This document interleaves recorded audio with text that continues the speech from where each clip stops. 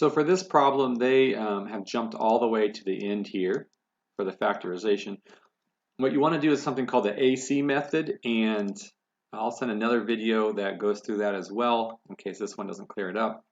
But A is the number in front of x squared, C is the number by itself at the end, and B is the number in the middle, in this case 9. So AC method says start by multiplying A times C, in this case 4 times 5, you get a result of 20.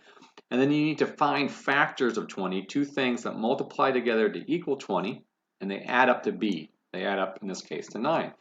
And so you could list out all the factors if you're ever having trouble thinking of the right ones. These are all the factors of 20. The ones that add up to 9 are going to be 4 and 5. So what you have to do is rewrite the equation.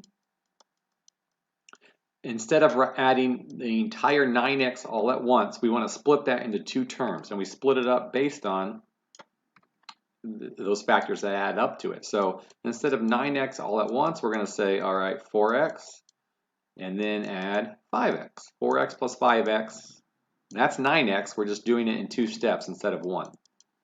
All right, and we still have that plus 5 at the end. Once you've done that, you create two groups. And I'll do that with a different color here.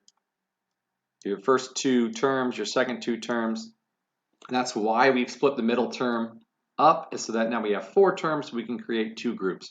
You want to factor each group as much as you can by just pulling out the greatest common factor. So like these two terms, you can divide both numbers by 4 and both terms by x. So you would get 4x. All right, so 0 equals. You can divide both of them by 4x, and you'd be left with an x plus 1 when you divide both of those by 4x. Over here, we can divide both of those terms by 5. We can't do anything with the x because this second term does not have an x. But if we divide both those terms by 5, we're going to have 5, and you left with an x plus 1 again.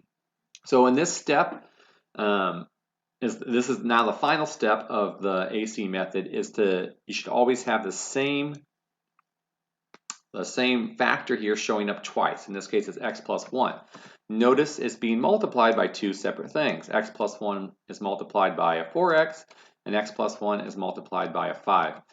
Anytime something is multiplied by two things, we can distribute it.